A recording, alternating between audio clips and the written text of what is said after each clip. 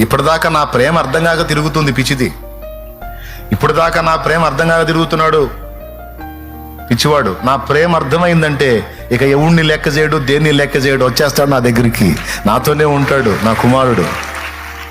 వాడు అంత చెత్తగా తిరుగుతున్నాడు. వాడు ఎట్లా మారుతాడంటే, నా వార్త అందలేదు వాడికి, నా మాట అందిందనుకో, నా వార్త అందిందనుకో, ఆటోమేటిక్గా నా వైపు తిరుగుతాడు. చూస్తారా అని చూపిస్తాడు.